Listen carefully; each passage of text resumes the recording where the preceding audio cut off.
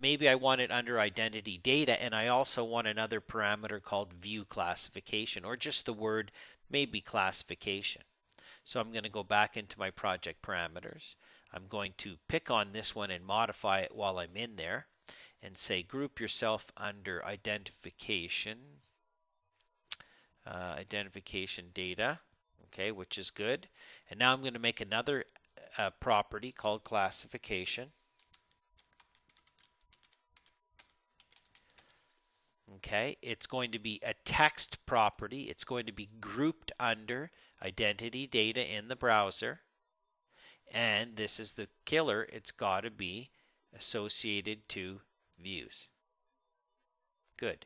Hit OK. Hit OK, and that's it. Now, every view in this project, doesn't matter, I can open up this view over here, will have a property under the identity data called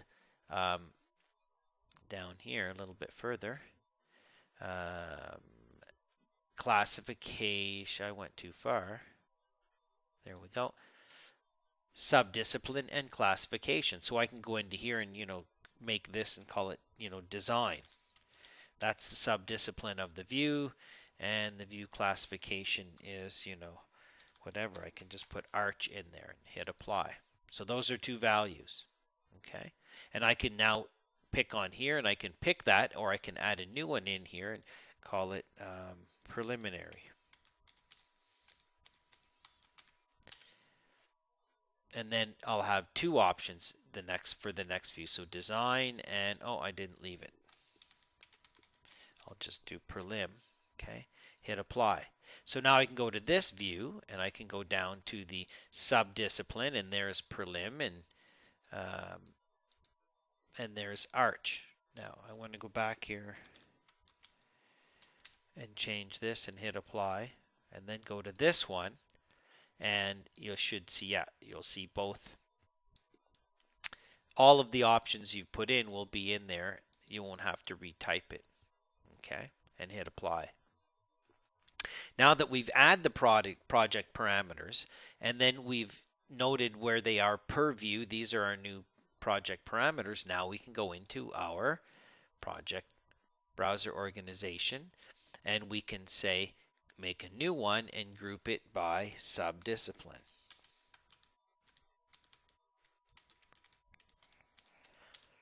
And then hit OK.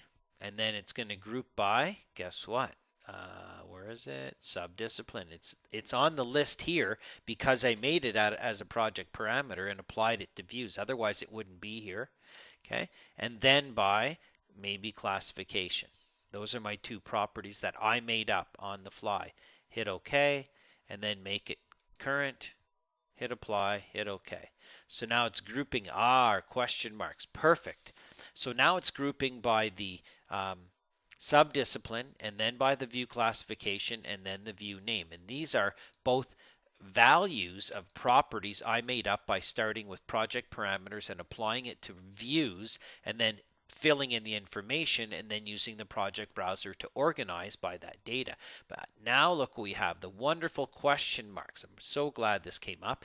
And what this means is that the way this is being sorted right now, it doesn't have a value. So if I hit the question mark and question mark, what it's saying is here's a bunch of views that exist, but they don't know their classification, and they don't know their subdiscipline. So watch, I can pick on here and do, let's do more than one at a time. Let's pick these guys, and we're going to take those guys and change their subdiscipline, not their classification, to be design.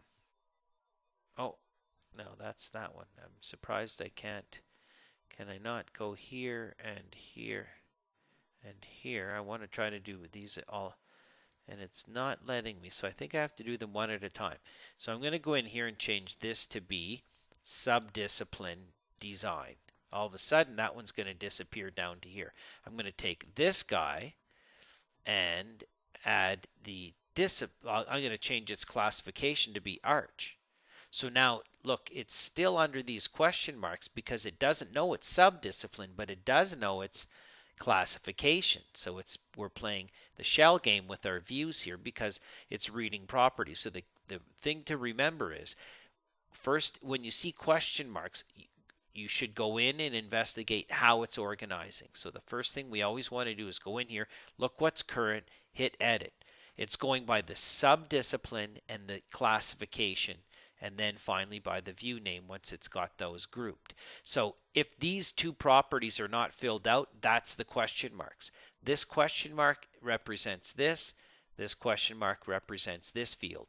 And if these two fields are not filled in for the view, it replaces it with a question mark. So when you see the question mark, it means that the browser is organizing by a property and this view doesn't have anything filled in.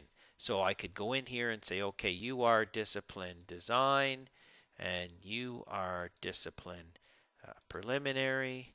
And again, going through these.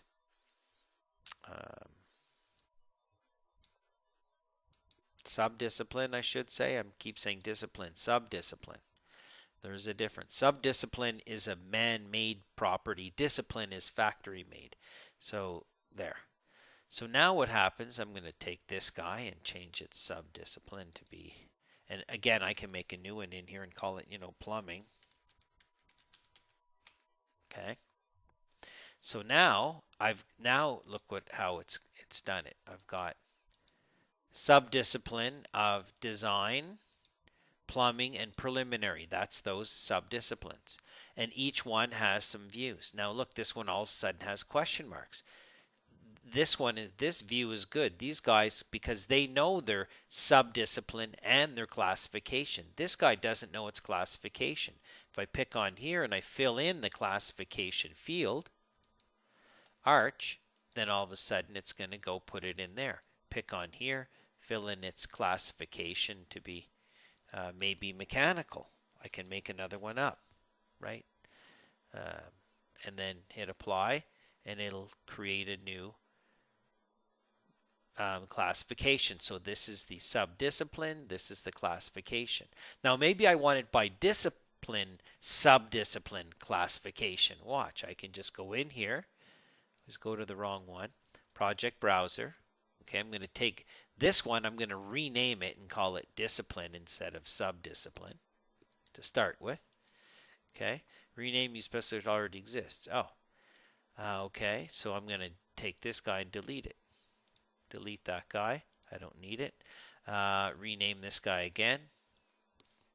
Boom, hit OK. So I could call this discipline, subdiscipline classification.